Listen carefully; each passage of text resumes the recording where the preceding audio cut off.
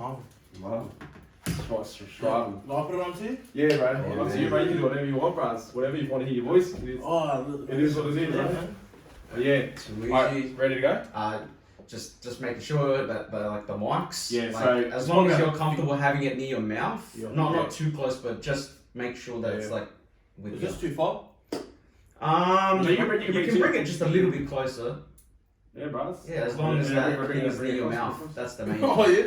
Yeah, bro. That's all you, like. You're the artist. You're the artist, bro. You're used to all this shit. This is probably not your level yet, but we'll get there. You're used to all this stuff too, buddy. The studio stuff. Yeah. But that's basic, bro. Oh, this is dope though. Your one would have been like just fucking buttons. Yeah, all this colourful stuff. Yeah. And then, ready to go? Yeah. Alright, 3, 2, 1. G'day everyone, welcome to the Go Podcast. Today we have Marvin here, one of the artists from the area. Yes. Well, appreciate you coming in too, bro. It was a short notice, but shout out to Scops too for teeing this up, and we'll go from there. All day. Welcome, bro. Thanks for coming in. No, thank you for having me. So you're just watching. I was just watching one of your films. Was it the latest one you dropped? What was that? Katrina. Katrina. Yeah, nice drop, bro. Yeah, thank you. Appreciate it, bro. I was listening to it this morning, just getting a bit of touch on and stuff like that. Before we actually get into all that stuff, where did it all start for you? Like, so where did you grow up and stuff? So I was born in South Auckland, Middlemore Hospital. I was raised in Mangere and I moved over to Australia about 10 years old. And I resided in Mount Druitt until high school, and then I moved over to Blacktown all day. Shout out to 2770. And then moved over to Blacktown. Went to Precision Brothers Blacktown, and Shout out Paddy's. 48. If you know, you know Paddy's boys. Yeah, like. Definitely.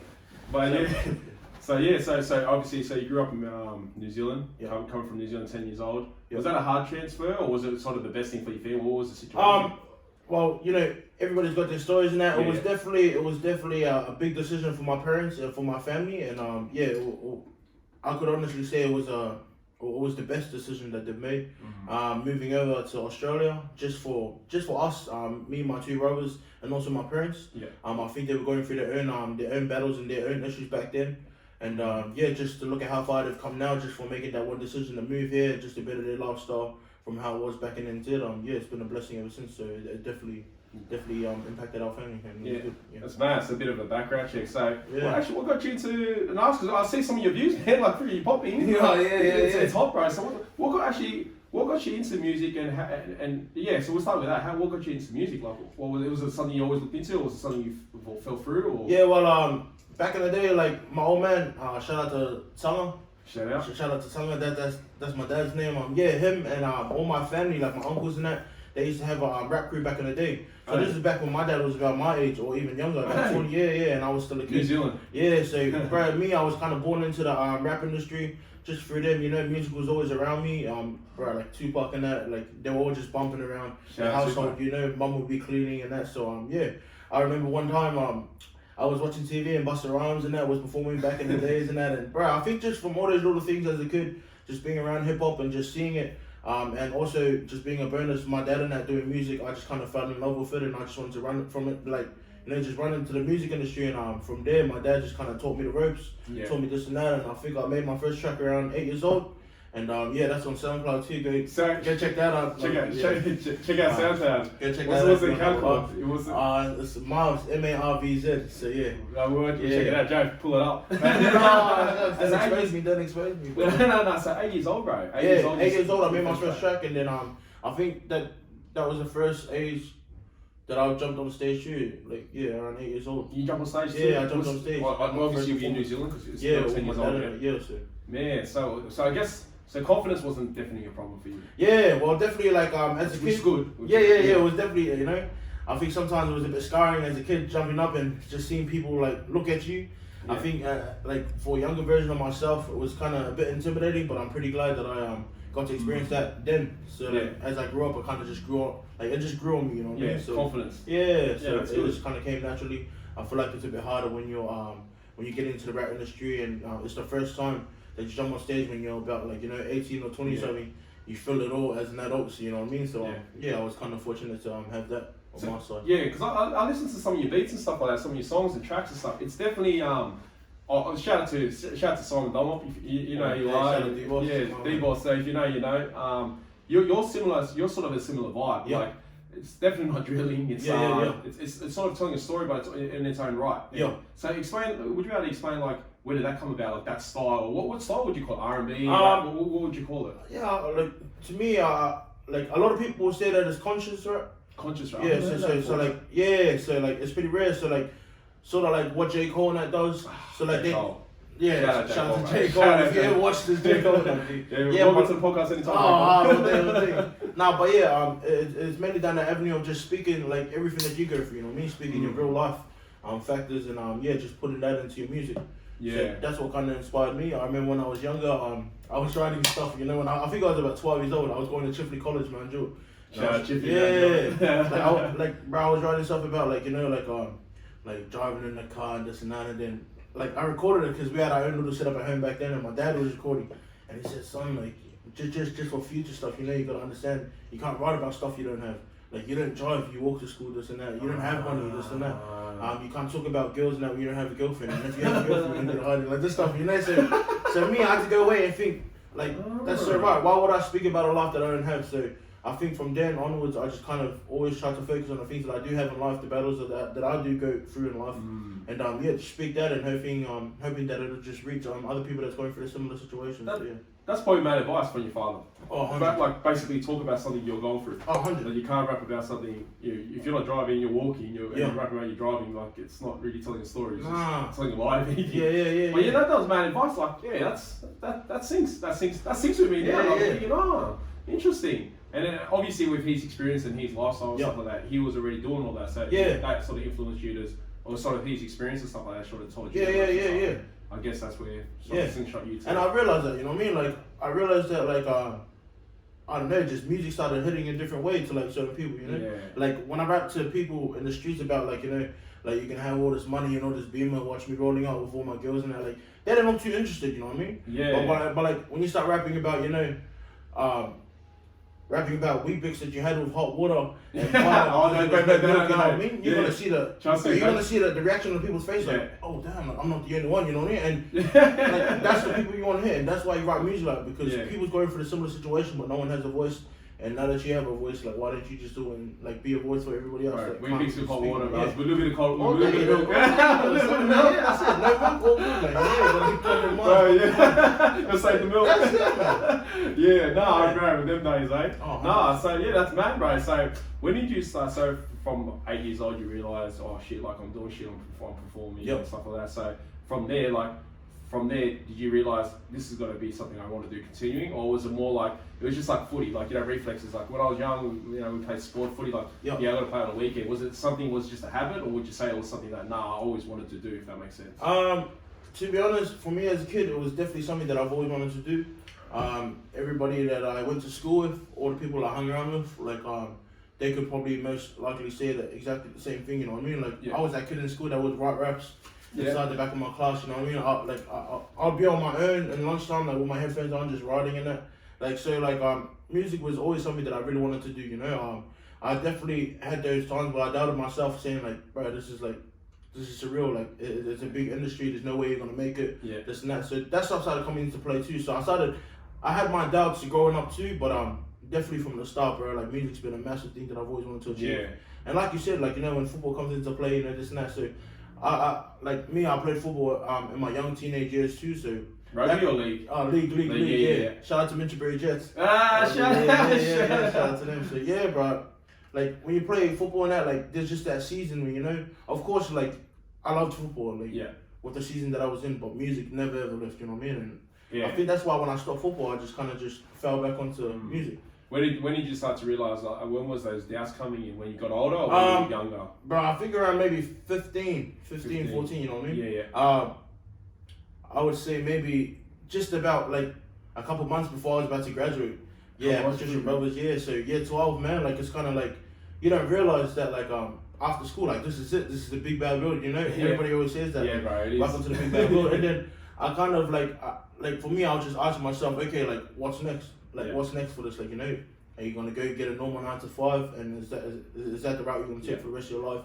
And I was thinking, like I want to give this music stuff a crack. So I was just, but a lot of stuff was juggling up, like I'm a youth leader with my wife, and like I want to make sure that my family's all good. So just everything was coming into play, and I was kind of like, me just as a 15, 16-year-old kid, graduating school, I had so much in my mind, and I wanted to accomplish so much, but I had so much stuff that I was worrying about too at the same time. Yeah. But I was thinking, bro, like, why not, man? Like, you know, yeah, you only get one life, so just try to have a crack at the door, you know what I mean? And yeah, so definitely a lot of risk taking, a lot of options you take. But what did you learn from them out of all these, like from that point, not from now, but from that point? What did you learn? What made you realize, go, oh shit, like I've learned a lot from just making this. Oh, the mic was dropping. Oh, that's so good. That's so good. Yeah, so just what made you realize that? What did you learn from in high school to go? Oh, like, you know, I've learned a lot from this, and like this will sort of slingshot me to where I am now. What made you think that when was that point, if that makes sense? Well, sorry. So when you're young and then you're making these decisions and stuff like that, like what made you learn? What made you basically, or what did you learn from all those experiences to go, oh shit, like I'm making this decision, I'm gonna stick with it with the music, if that makes sense. I think it was that point, you know what I mean? Like just like I said, like year 12. Yeah. Because the reason why I asked that, because a lot of kids in year 12, especially like, you know, like a lot of youth these days, like they don't make those kind of decisions. Like, you know, no. It's very hard for them to be like, oh shit, you know, like, oh, I just get a 9-to-5 job. It's just easier. I've got to support my family. Yeah. Especially in Polynesian, you know, they know what I mean. But 100. We don't. What made you go, oh fuck, I'm gonna pursue this life regardless. I think it was exactly that. You know what I mean? Like just because I did get a 9-to-5 straight after work, and I'm still working 9-to-5 to this day. But like just from graduating, I went to go work, and just like the people like my girlfriend back in the day, like, which is my wife now, and like my brothers, my close mates, my parents, they always said, like, you know, like, why aren't you gonna do music? Like, why don't you keep doing music? So it's kind of like they seen something in me in the times that I've never seen something in me, you know what I mean? So that's what kind of made me want to push, like, you know, like, I will, like, you know, I will continue making music after I finish work. You know, even if that means starting at 10 p.m. and working till 12 or 1 a.m. just go sleep to wake up at 4 a.m. to go back to my 9-to-5. Like, I will do that, you know what I mean? And like just seeing little quotes all over Instagram and that, you know, just about that shout stuff. Out to the quotes. Shout out to the quotes, man. You don't realize how much they help you, bro. But like, bit of motivation. Yeah, 100, bro. Like, I remember seeing one quote that was saying something like why go work 8 hours for, you know, someone else and not come home and work on your own. Like that's The Rock, wasn't it? Yeah. I think it was The Rock. Yeah, like put more hours into your own dream and that kind of always stuck with me, bro. It was like, and it's facts, bro. You know what I mean? Like, why would you?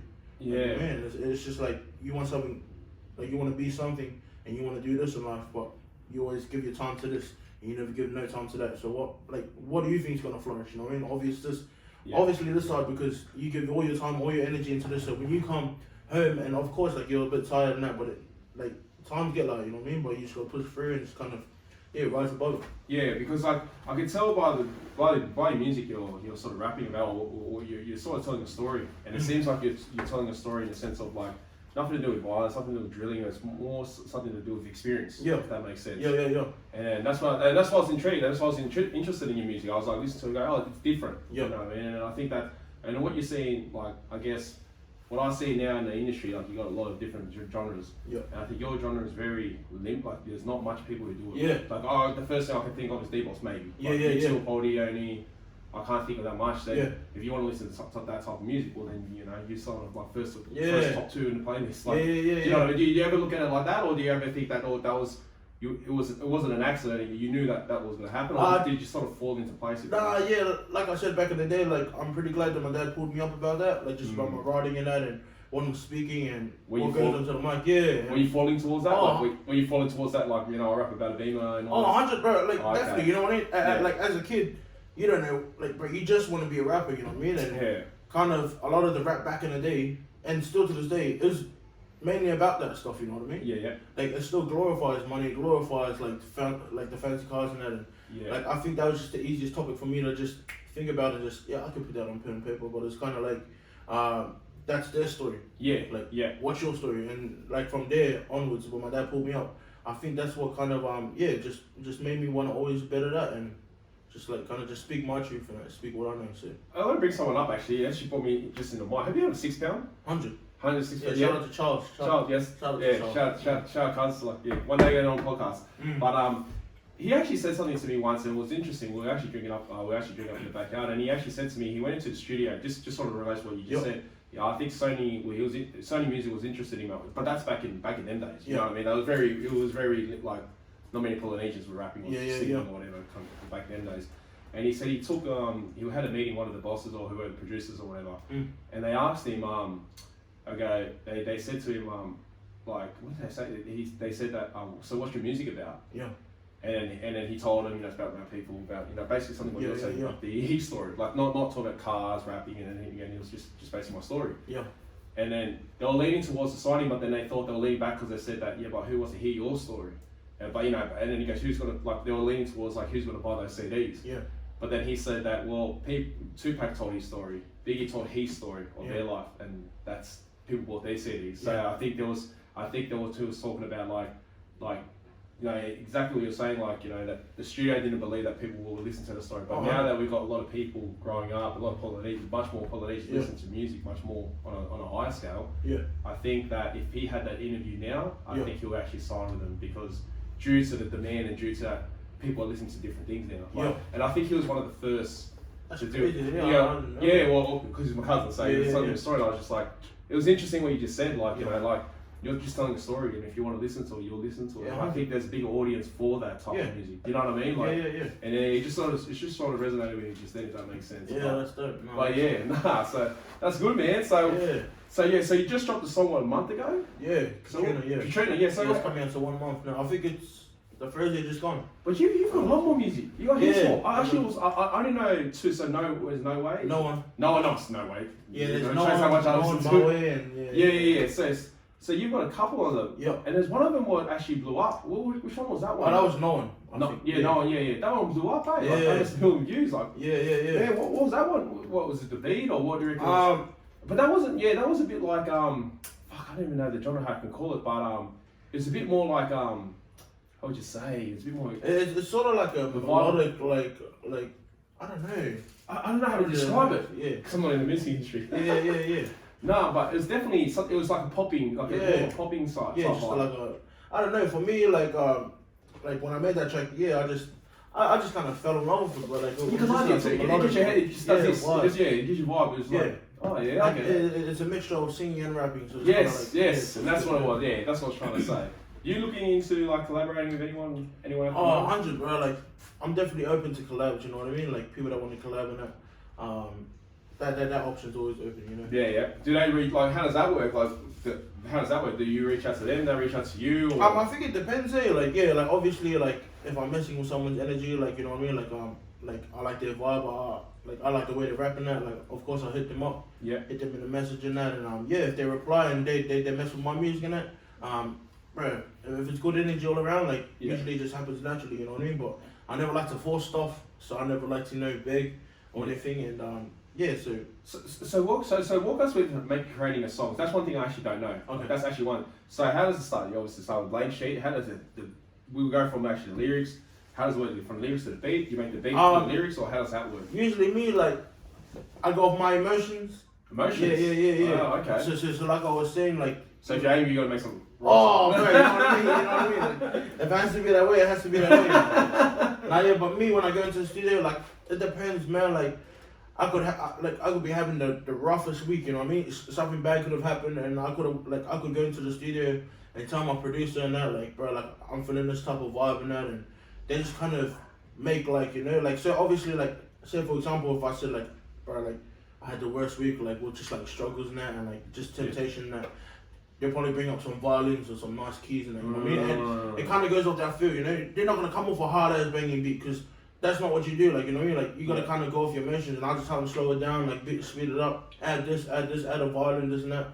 Bro, and the producers really put into work, or sometimes I just scroll through some beats that the producers send me. Yeah. And I just kind of see which one fits what I'm feeling and how I'm feeling, and then from there, I kind of just play that instrumental.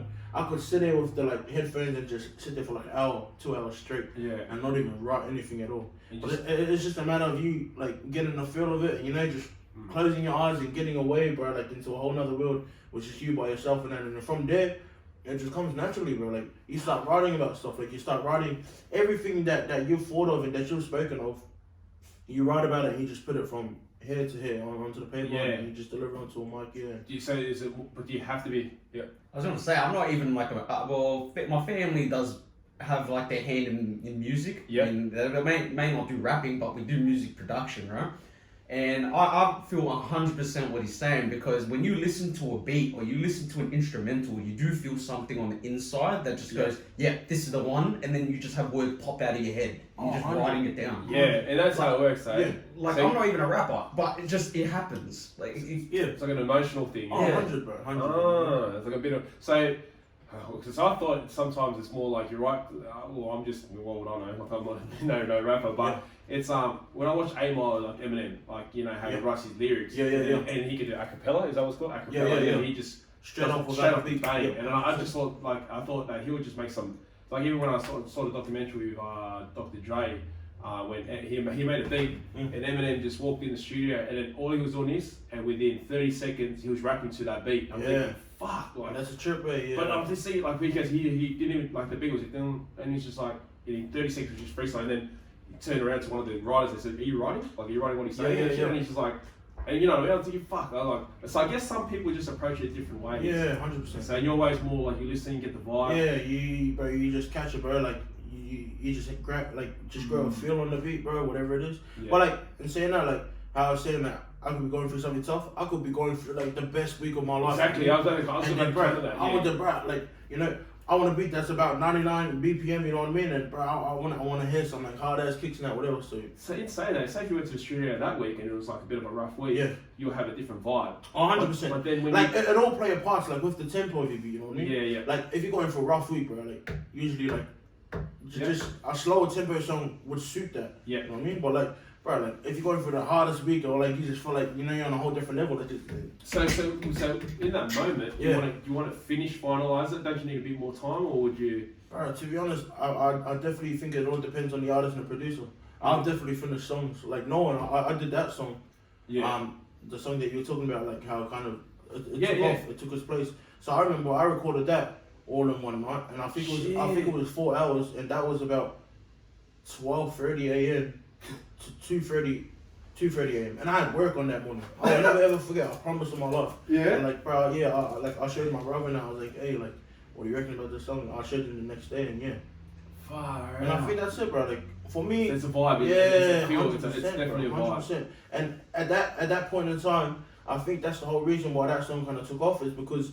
In that year and in that moment, for me, I was seeing so much of just the young, like the next generation, just following. You know what I mean? And just being a replica of people that they're not. You know what I mean?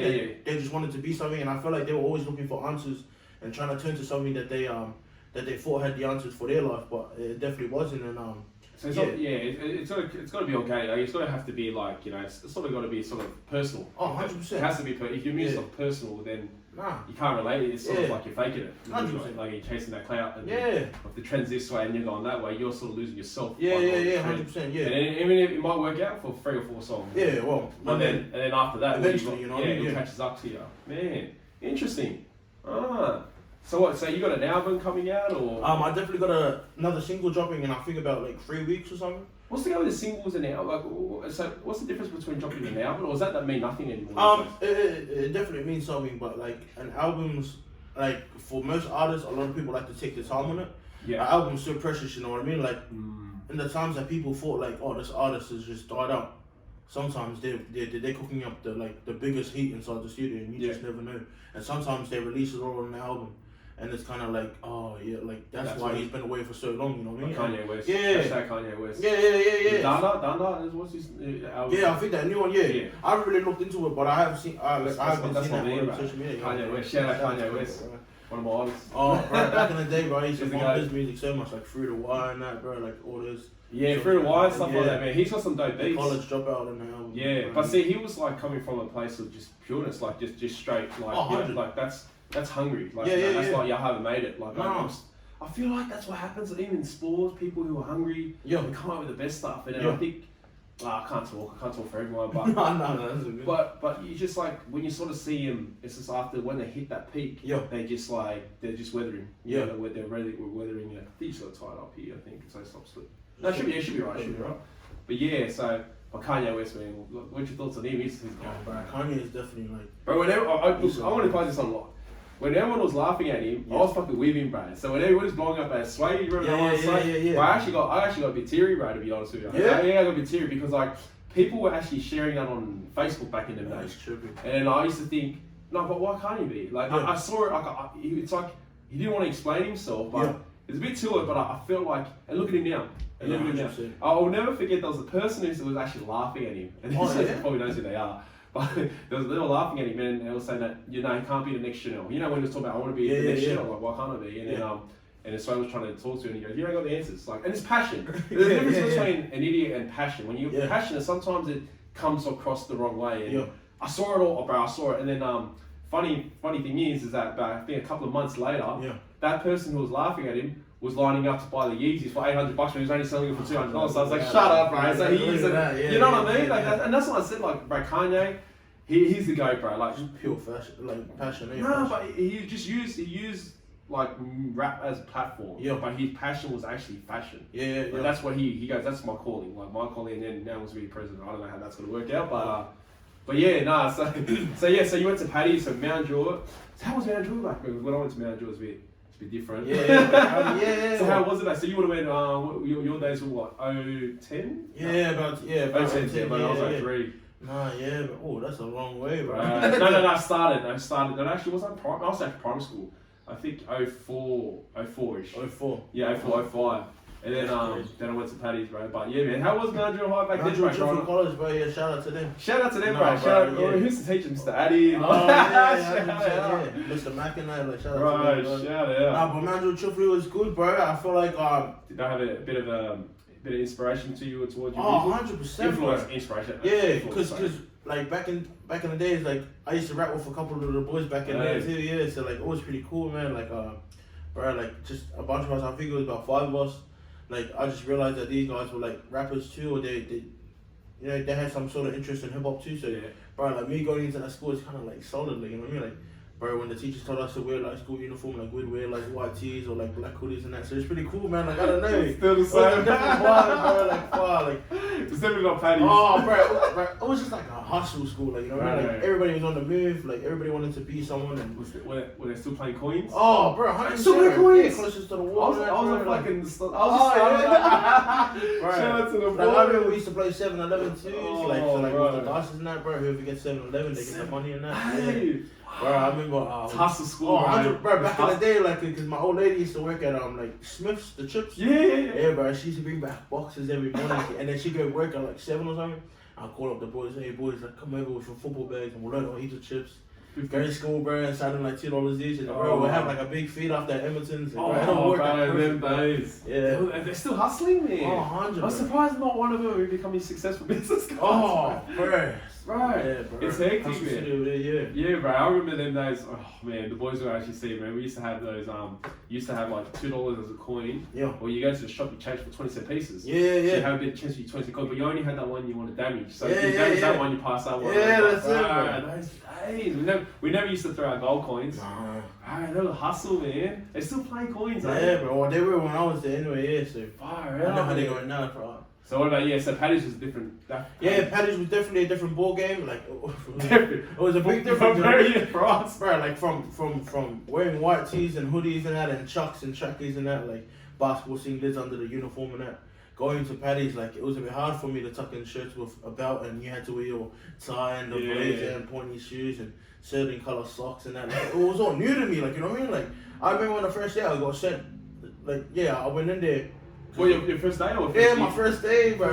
My first day I went into Paddy's, and like, bro, I had a white tee under my button-up shirt, I had my blazer open, but I left my tie at home. I put all my shirts out, I didn't wear no like belt and that, and bro, they sent me to Kmart. They said like, go change yourself, go get proper shoes. I had like black chucks on, chucks. I see what that does too as young. I think it's sort of like obviously as much as we don't want to say it, like parents plays a role. 100%. And you know if you look the part, people take it a bit more seriously. Yeah. And that sort of helps you with discipline in life. I think going to that sort of taught me that in a way. Like, you know, like I mean, and just in general for people to understand, if you go through Mount Druitt and you go to that school, you see the difference in sort of appearance. Yeah. And if you notice the way you get treated, sort of, it's a bit more. I'm not saying it's right, but I think that I think appearance plays a good role there. 100%. When you talk about going out in the real world. Yeah. You know, appearance that sort of helps you with life Yeah, skills. yeah. If that makes sense. So. Nah, and like for me, that definitely played a big part too. Like obviously it was a bit hard at the start, you know what I mean? Like I was thinking, bro, how can these people tell me how to dress and that? Yeah. But no, like it was just a good compliment, you know, getting from my families and friends that don't really see me in that stuff. Like say that far, like you struggle pretty well in that, you know what I mean? And just my parents telling me, like, you know, like it's pretty nice. Like it's all about how you carry yourself and that. And, exactly. like how you said, like, you know, their parents and that. So of course, bro, like, you know. And for me back then, I was like, oh yeah, true, like it's all true. Black hoodies and you know, white tees are never gonna run away from me. So I know, you can wear that on the off days. You know what I mean? I know what you're saying. Yeah, so like I actually kind of enjoyed, like, you know, experienced that for my last 2 years in the senior college. Yeah. Years at Patricia Brothers. So yeah, it was That's mad.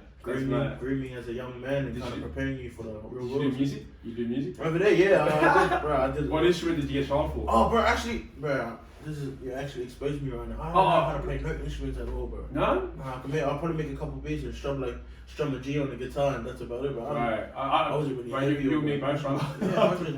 I had no. It's funny because actually when I finished high school, actually what was going around, like, there was a sort of an inside joke. It was like, if I met some girl, you playing guitar? I'm like, what the fuck? Yeah. It's like a stereotype thing. Like, everyone expects us to play some sort of instrument. I'm like, no. Oh, bro, it's funny as, like, especially when you're the only islander around, or you're like Aussie friends or something, and they kind of just give you a guitar. And they're like, bro, hey, play this song. I was like, I don't know how to play it. I'm just like you, know what I mean? Right. Yeah, man. That was the thing, but yeah. So did you have to get exam? Did you have to do any like the assessment playing an instrument, but in music? I couldn't remember what it was like. I'm going back years. Well, I'm going back years. You would have been there ages ago, way before me. Where was I then? What was I then? 08. Fuck, that was a long time ago. It was more than 10 years ago. Yeah. Fuck. Shit. I probably would have just been graduating primary. You were graduating year 12, I was graduating primary year 6. I was my year 6 formal while you graduated, bro. You're in New Zealand. I was on a one-way flight. Like a jet star, man, dude. Oh, real, nah.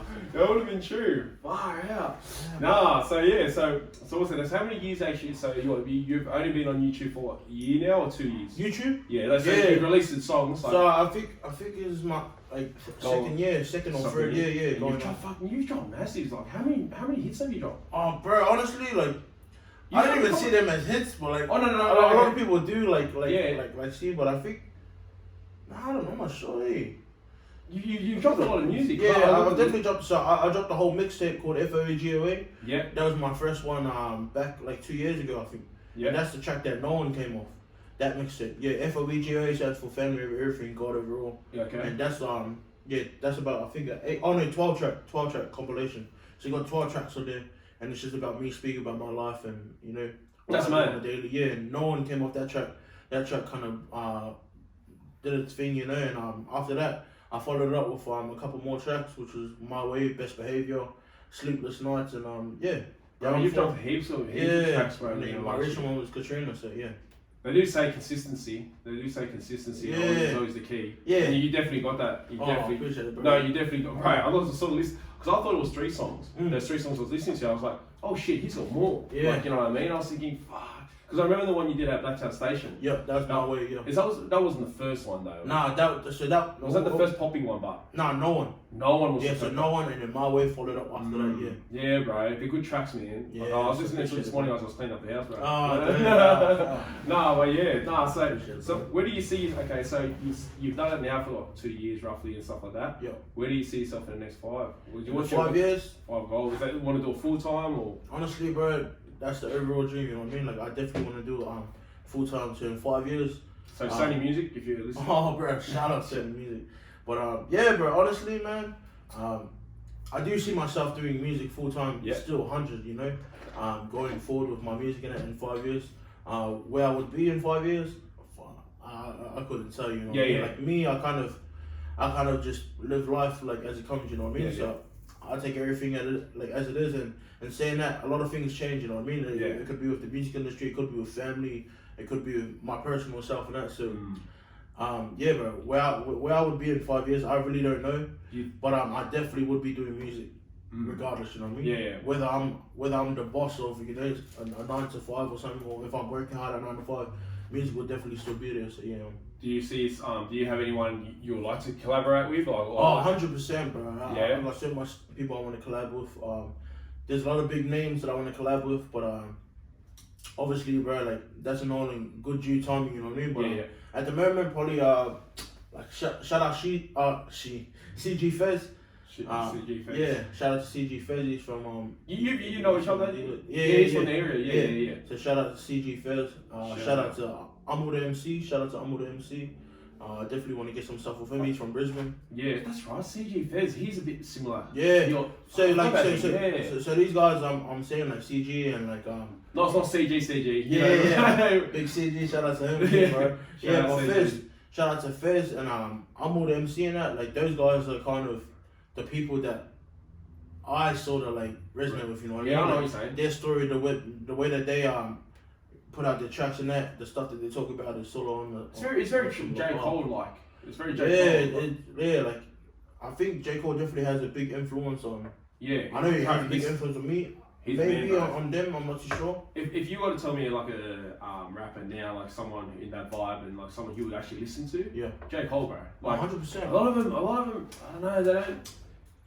I don't know, like a lot of mainstream rappers. Yeah. Besides Kanye, if he drops something like ASAP Rocky, I don't listen to him. Like even like Kendrick, Kendrick Lamar, or whatever. Yeah. I don't resonate with it. Like I'm a bit old school, but if you want to go to like rap, let's go Eminem, Dr. Dre. The new ones. Yeah. J. Cole's probably the only one I can honestly say I'll give time to. 100, bro. I don't even listen to Drake. Nah. I like him song when he collaborated Chris Brown. Chris Brown's the GOAT. Chris Brown's the man, bro. You put him on any track, bro. 100, bro. He's gonna do his thing. He's gonna do his thing, bro. He's the man. But yeah, man, I think J. Cole is the thing, and you guys are probably the next generation after him. You know what I mean? Bro, 100%. You get what I'm saying? So there is. And if you got people like my age, I think it's more to do with what they rap about. Yeah. I think it's a story they're telling, and I think that and a lot of kids too resonate with your stories. You know what I mean? And not just my age, but even younger ones and stuff like that. And that's a market, and that's something. And I think if you can relate to it and you like it, you know what I mean? Just be like J. Cole, like what we're talking about. Yeah, 100. But yeah, it's definitely a genre, bro. Like it's not really known. Yeah. You know what I mean? Like if you think about I'll probably put J. Cole in the R&B. Yeah. Sort of R&B conscious rap, conscious rap. That's the first one I've ever heard. There's a lot of genres, man. Yeah. So what's one thing you learned about the music industry since you're in it now? What's one thing you learned? One thing about. Well, it's like something that you didn't know about it, and then you go, oh shit, like I didn't know. I think just temptation, eh? Temptation. Yeah. I feel like temptation and just being true to your character. You know, there's a lot of things when you enter the music industry that could really take you out of place, or like put you in try and mold you in the character or to a person that you're not. To portray. I mean, so they kind of sell so many things to you, like you're gonna have this certain voice, or you're gonna rap this certain way, you're gonna dress this certain way. You know what I mean? And it's sort of like, bro, like people would love my music regardless. You know what I mean? And if they rock with my music, they rock with my music. So it shouldn't matter about how you dress or how you look, or set apart in that.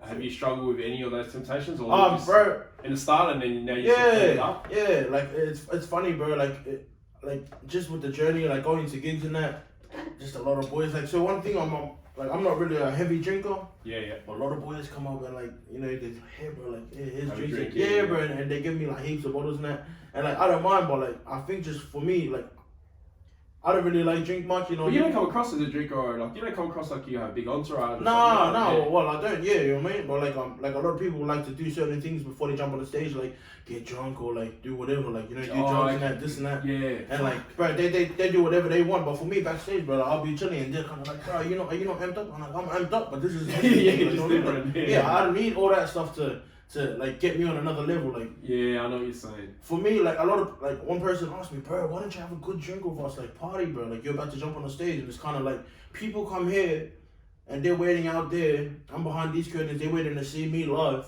The last thing I want to go drunk and give them is words that's not even the words, or I choke, or I'm singing off key. Like, you know what I mean? These people are paying money to come see me, and like whether it's 5,000 people or just the 2 people, you know what I mean? I want to give them my all, and for me doing that, it means going out, being sober, being in the same state that I was when I made the track, deliver that as well as I can for them on a large platform. So you perform in the crowd now? You perform in a lot of. Oh yeah, 100, yeah. So where was that? Bro, I did a couple of gigs here, a couple of gigs in Brisbane and New Zealand. Yeah. Were you a curtain opener or was it you're the main? Oh no. So like I did a couple of gigs with just other rap artists and that. Yeah. It's been a big vibe, bro. Like just. No, it's good to hear about. Like it's good to hear about like where you come from and you know what you're doing and stuff. And obviously taking off in certain avenues and you're actually learning. Like you know you yourself, like you're going. Look, I might have been caught up in that if I was 18, but now I'm a bit older, like a bit more wiser. You know. I feel like, bro. I definitely feel like every day, like you learn something. You know what I mean? And this is even for the most successful artists. Yeah. Like in the industry, I feel like it doesn't matter how successful you get or how big you get. Every day you can definitely there's always room for improvement, and I feel like everybody just learns everything along the way. You know what I mean? Yeah. Still, it doesn't matter how big you get. Yeah. Is it tempt like so when you go out to is it tempting drinking day like sometimes? Bro, sometimes it is, bro. You know what I mean? Is the environment? Yeah. And I'm not even gonna lie. Yeah, 100%. Because like everybody's on a good vibe. You know what I mean? Yeah. You're thinking, fuck, I'm the only one that's saying it's like, yeah. Shout out Ollie Raz. What's the bro? Scops. But yeah, no, bro. Like, everybody's on a good vibe, man. But I think it's just I don't know. Just because you don't drink or like just because you don't do certain things that everybody else does, it doesn't mean you can't have a good time, mate. Yeah, 100%. You can still have a good time, and that's exactly what I try to do. You know, yeah. I'm not gonna step into a room where a lot of people is partying and like they want me to have a good time, and I'm not gonna sit there in my dark corner because I didn't have a drink in my hand and just kill the vibe. You know what I mean? I'm probably get up in there, I'm gonna bust as much moves as I can. Rap, doing this and that. You know what I mean? Like the party's gonna be here, and like but you can still party and like be. What about bringing good energy without anything else? You know what I mean? What about in the studios? Do you guys party in the studios to get a vibe and then you sort of can feel that? Bro, nah. Does that happen or is that just America or what I see on TV? Or is that just what you see on TV? I think a lot of artists, or a few artists I should say, definitely do that. Like they like to have just a vibe. Like a little quiet one here and there, and just like sometimes have all their boys, maybe 5-6 people, and they love to do music like that. For me personally, I don't really do that, bro. I like to just go in there, just clear minded, just ready to work. Ready to work. Yeah. I don't see it as a party space. I see it as a workspace. You know what I mean? Yeah. So you're asking me like, where do I see myself in 5 years? I feel like if I treat that like a party space, it's gonna be a party. Yeah, it's just forever gonna be a party space to me. Yeah. But if I treat it like work and I start seeing it as a career, I could possibly make something out of it. And like that all depends on where I see myself in 5 years. So it's how I treat it now, I guess. And that's why every time I step into the studio, it's like work mode, you know what I mean? Yeah, and it's your choice. Yeah, it's your choice too, but oh yeah, 100%. It's your choice who you bring in. I can take as much people as I want in, you know what I mean? So, yeah, but it's kind of like, what's the point of that? I'll probably take everybody in on an 8-hour session, and we'll probably party for 7 hours and try to whack out a track in 1 hour. And probably most likely we didn't get a track because we had too much energy and too much thing. But like, I don't even know what it's like. Sometimes I do take like 2 or 3 of my boys. Yeah. But that's just for them to get the experience. Like, but sometimes they like kicking in the studio and just watching the progress of rapping. And I think they'll appreciate that. Oh, fuck, man. Like, we'll see you, put grinding. Yeah, and by like, and not only saying that, like sometimes at the end of the track, we play the track back, and I tell them like, bro, give me your honest opinion because you're my bros. Yeah, and I expect you to tell me. And it's good though. Yeah, this I'm gonna release, and I want you to tell me the truth. So if I want to change anything, so it's good to have the criticism there too with the people that's in the studio, and Well, how often do you spend time in the studio? Bro, before COVID, bro, I used to spend it in the studio heaps, bro, like maybe 8 to 10 hour sessions. 8 to 10 hour sessions, bro. 8 to 10 hour sessions. You do a couple of your mates, Jared? So we've got a studio in the city. Yeah. It's in Chinatown. This is pretty much what the studio that I was working in with one of my mates. Is it a studio or what type of? Oh, it's a hire out. Like just like they've got a guy they go through to get the studio, and legit we're there from 6 p.m. till 7 a.m. Yeah, bro. It's a vibe. If I have to tell you something, being in the studio is a vibe. Yeah. So you might have to go to work straight after that. Oh, 100%, bro. And there's been times where I've went to work, bro, like, my eyes are just like, hey, like, that's a 3 meter, 2 meter bay, like, you know what I mean? Like, bro, it was weird back in the day, bro, but it's kind of like, you appreciate that, but 100%, bro, because I feel like if it wasn't for those times, my music wouldn't have been at, like, where it's at right now, you know what I mean? Yeah. Like, if it wasn't for those sacrifices and, just overcoming this a little bit, you know what I mean? Of course you're going to feel tired, of course you're going to feel like, fuck, like, my energy is drained, but it's kind of like, you look back now and you're kind of blessed and grateful that you did make that decision, because And that possibly wouldn't have achieved anything that you achieved today, you know what I mean? So. But you're only doing that once a week, right? You wouldn't be doing that like twice. Nah, I was doing that about twice, 3 times a week, yeah. And your work. Yeah. So I work 5 days a week, and I'll probably be in the studio maybe once or twice a week.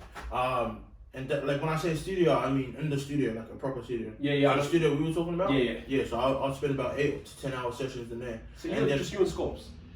Sometimes me and Scorps, or sometimes me and some of the other bros. They called Beef with Chef. Shout out to them. Shout out. Bro.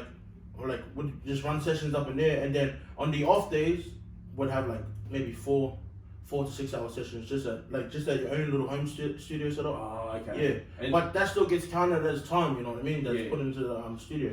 A lot of people think, oh, you're in the studio, and then they walk into your bedroom and it's just your computer, and like, oh, this is not a studio. But it's kind of like, you know what I mean? I know what you're saying. You're doing the same thing here, that you're doing in a big ass studio. Yeah.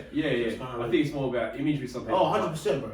Yeah. Nah, you don't have the flashy lights and that, but you're definitely still putting in the same work that you would in a big studio. So have you ever had like lost like beats, like say you thought you saved something and then just that happens. I've heard that. So my computer actually crashed down one of the other years, bro, and I lost so much like unreleased stuff.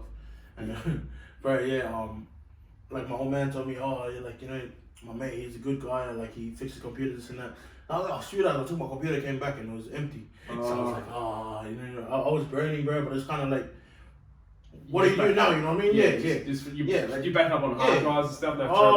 Definitely. Like I learned all that stuff along the way. You know what I mean? So I was kind of like, fuck, I should have saved it on something like a hard drive or USB. But so we talked about your dad being a big influence. So has your mum been an influence to you? Oh, my mum definitely, bro. Like my mum's the rock of my family. Shout out to her. I think that's just for anybody. Like the mother and their family, they just always they always bring back together. And like I think. Well, like with my music stuff, it's just how me straight up, you know what I mean? Like, no, son, I didn't like it. Yeah. Or like, no, you talk about girls too much, or no, you talk about this and that. But like, I always have a laugh with it, but it's good, man, because like, I wouldn't want anybody else, like, besides my mom telling me that, and she just gives it to me how it is, because she's the only lady, that's seen me grow up from a little baby, you know what I mean? And she's been carrying me and like her stomach, and just seeing me grow so much, so she knows me in and out. And like you telling me, has she been a massive influence on my music? 100%. Just being the person that corrects me for my wrongs and that, and like she definitely plays a big part, man. I definitely like what your dad said to you, but like how he said to you at a young age, and you sort of accepted that. Don't write something and you're not even doing it. Like, that's definitely something. I think that should be part of your song next time, like a message, because I think. Just looking at like the music and how it's trending now, and even just like life in general, Instagram, the TikToks and shit like that. Like just seeing that, I just think like people they go by image. Everything's an image, but in real life, you're not that person. Like in reality, it's a bit different. And I think your music can sort of like that message that you send them, Devos and all them say.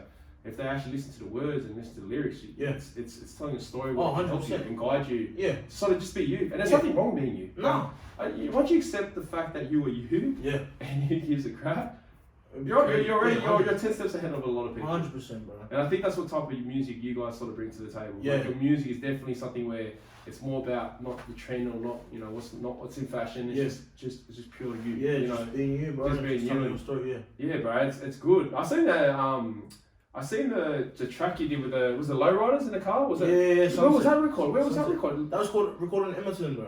Was that? Yeah. I didn't notice the background. So I took that back to Poppendale Park. Fucking hell. The park there, yeah. Touch Footy Boys back in the days, right? Tuesday, Thursday nights. Oh, bro. Yeah.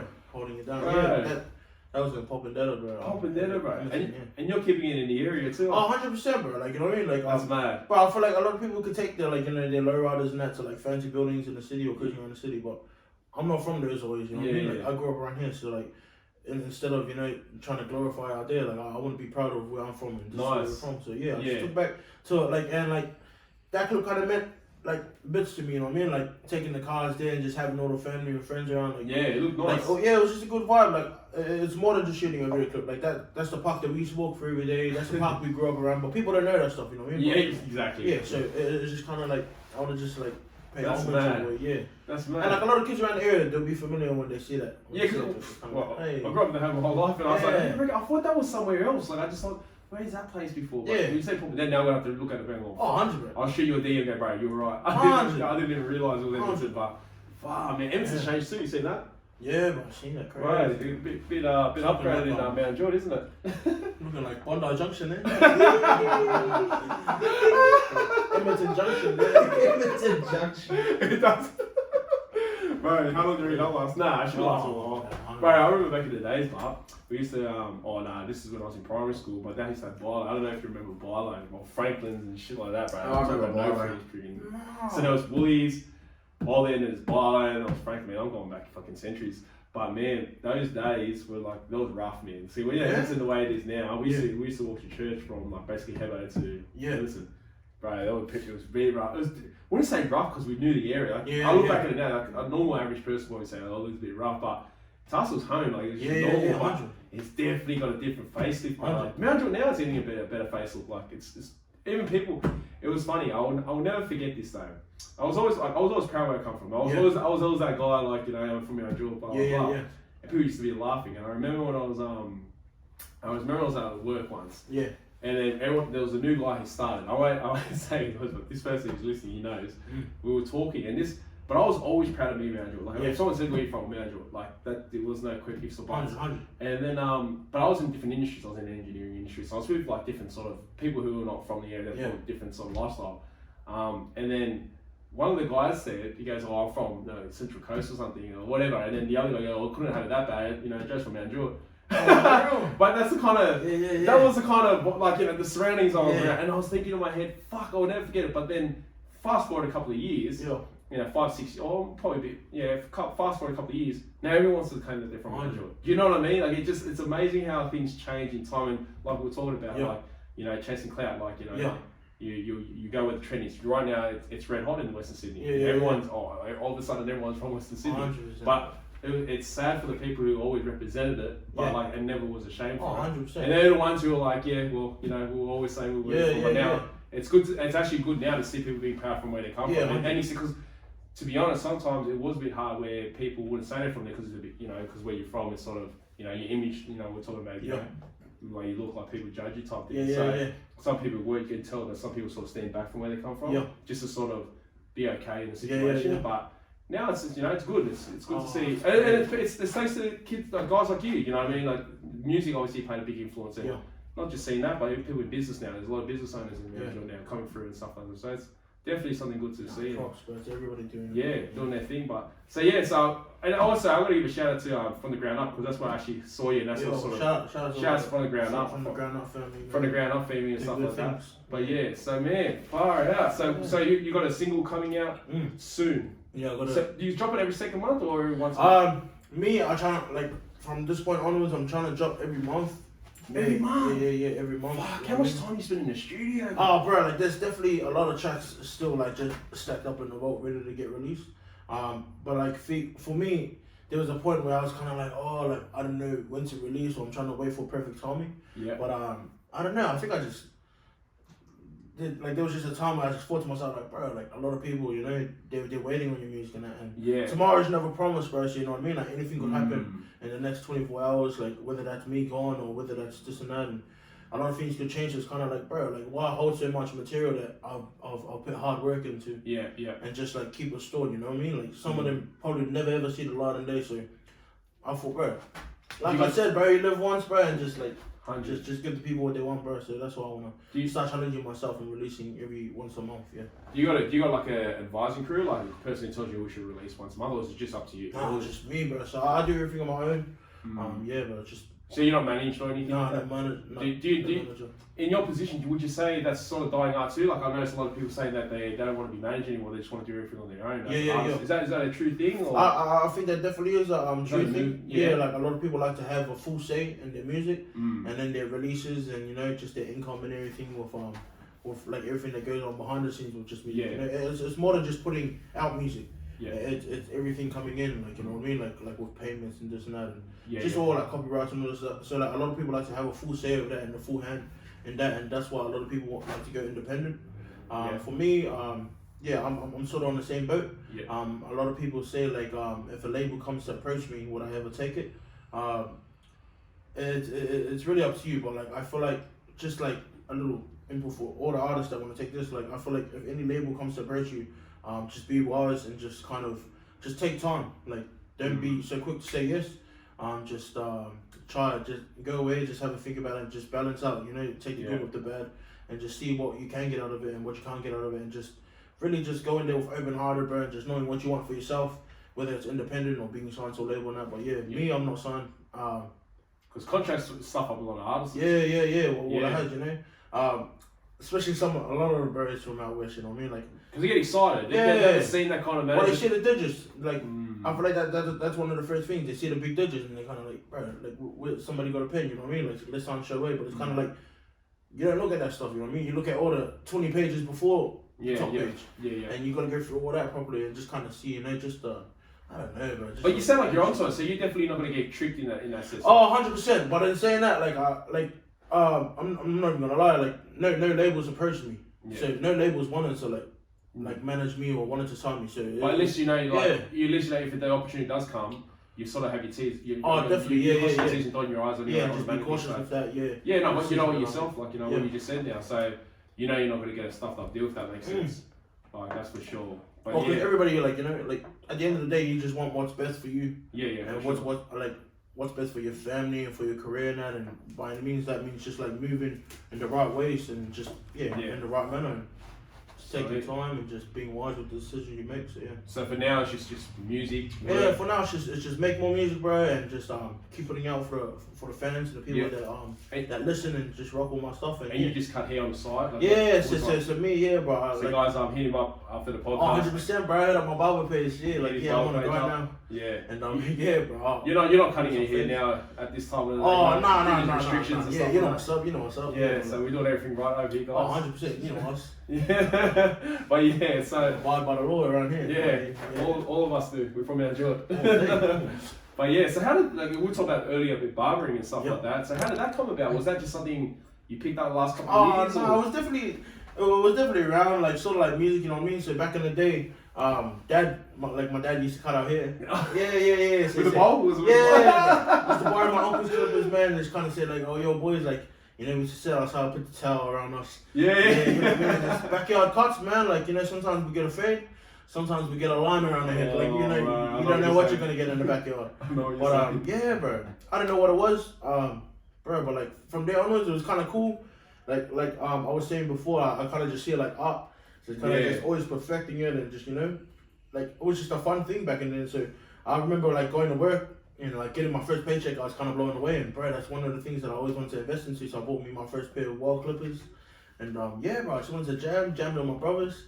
You know, raised the hairline all the way back a couple times, but you know, we got there. Practicing makes perfect, bro. So I was just, and still to this day, I'm trying to perfect it. But it's definitely a side hobby that I love. Doing, bro. Because like, if you know how to cut hair, bro, and you're doing studio time, like, it's essential now. Like, 100%. They say the government doesn't say it's essential, but we know it's essential. Everyone's getting their cuts, and bro, I'll tell you this now. I see a lot of my boys bro hitting me up on the side, going, bro, anyone's cutting hair? Nah, bro. everyone I know is following the rules, so I definitely haircuts are really essential. 100. Back in the day, though, when I was young, bro, I see kids who are like born, bro, getting haircuts. I freaking never once went to a haircut in primary school. I never went to a barber once in primary school. Now it's just like everyone, it's the norm. It's like far out. It's definitely an industry or striving for the last couple of years. 100%. Everyone's getting their sort of fades and stuff like that. But man, far out. So what's new now? So you got to just drop the new song and every month. So your goal is just basically once a month. Just try it once a month, you know, and if I miss a month, you know, it's no stress. We just move on to the next. But bro. So what do we expect next? So similar things. So like so lately So any drilling or? Nah, see, man, I wish, man, you know what I mean? Like, I just don't know how to do it. I'll leave that to all the boys. They can definitely ace that. That's not the music, bro. But not for me. If anybody's listened to my Katrina song, it's more of a melodic side of my stuff, so more singing and not so much rapping. But it's just a mixture of singing and rapping. So I think just expect that for the next couple of drops. Some stuff that's really similar to that, and then bro. Alright, man. So we definitely keep an eye on that. Yeah. I'll definitely subscribe, guys. follow his. I'll definitely subscribe to your YouTube channel or something like that. I'll be jumping on all that anyway after all this and stuff like that. But Jared, what are we doing for time? 59 minutes. 50. Oh yeah, so we were on time anyway. So. All day. All day, bro. Marvin, appreciate you coming in, bro. Welcome. Anytime you want to come on, something new is happening, or any new tracks and stuff you want to release and stuff, and you want to tell the story about, please welcome. You always welcome. Appreciate you coming on, brother. Cheers, thanks. That's good, man, bro. That was good, bro. That was good, bro. Thanks for coming in, man. Appreciate having us, bro. Nah, man, I reached out and. You want to take the photo? Oh yes, we'll take a photo. Yeah, I'm gonna take a photo of us standing up too because I want to just give him a shout out too. Yeah. Yeah. Actually, I just want to put this a little bit. No. Yeah, we just look into the camera. Oh, thanks for reminding us. Ready? Easy, man. So just ready. 1, 2, 3. I took like 4. Oh, okay, sweet then, sweet.